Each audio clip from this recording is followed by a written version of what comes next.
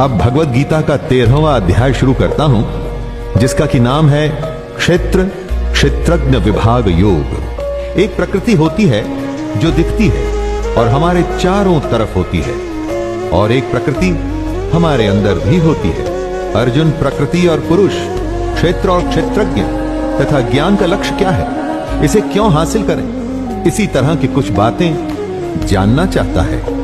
कृष्ण कहते हैं कि हमारा ये शरीर क्षेत्र है। जैसे खेत में बोए गए बीजों का उनके अनुरूप फल समय पर प्रकट होता है, वैसे ही हमारे शरीर में बोए हुए कर्मों के संस्कार भी बीज हैं, जिनका फल समय पर प्रकट होता है। इसलिए हमारे शरीर का नाम क्षेत्र भी है, और जो इस बात को जानता है उसको क्षेत्रज्ञ कहते हैं। बात को जानने से मतलब है कि जो इस बात का तत्व, इसका मर्म जानता है, ऐसे मनुष्य को ज्ञानी कहते हैं। जिस तरह से एक किसान अपने क्षेत्र का ध्यान रखता है, ठीक वैसे ही हमें भी अपने शरीर का ध्यान रखना होता है।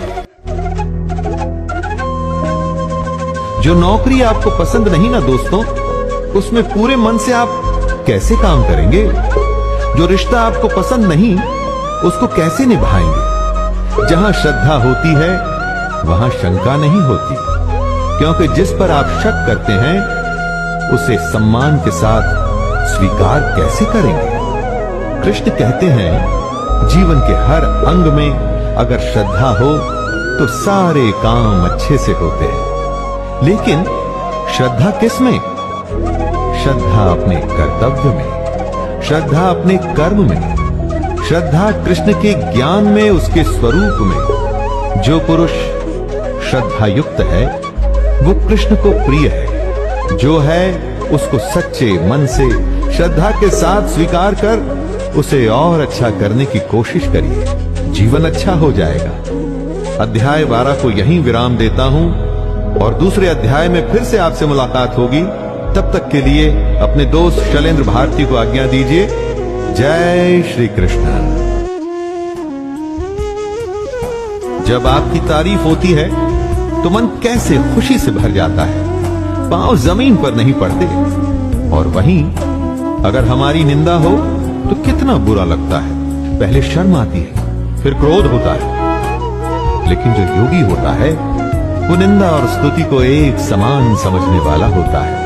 वो मननशील होता है, यानी कि मनन करता है, सोचता है। शरीर का निर्वाह कैसे भी हो, 56 भोग यानी कि फाइन डाइनिंग हो या सादा दाल भात हो, वो दोनों में संतुष्ट रहता है दोस्तों। योगी में न ममता होती है और ना ही आसक्ति, इसीलिए वो स्थिर बुद्धि होता है और कृष्ण को प्रिय भी।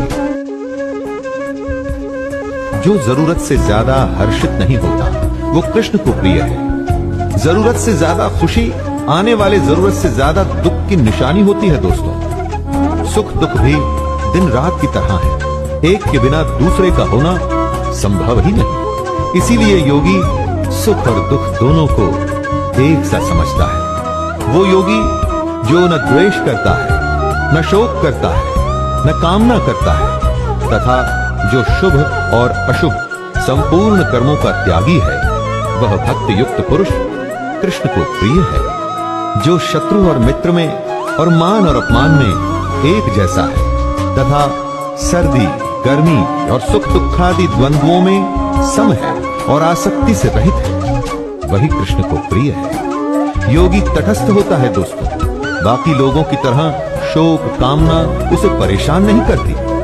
वो बस अपने कर्म में नियत रहता है।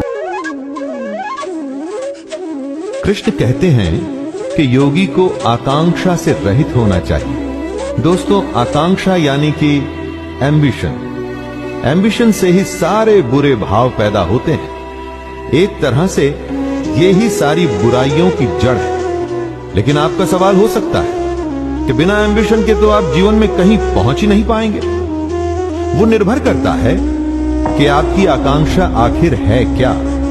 अगर आप अपने कर्म और कर्तव्य को सबसे अच्छा करना चाहते हैं और वो ही आपकी आकांक्षा है तो उसमें कुछ गलत नहीं।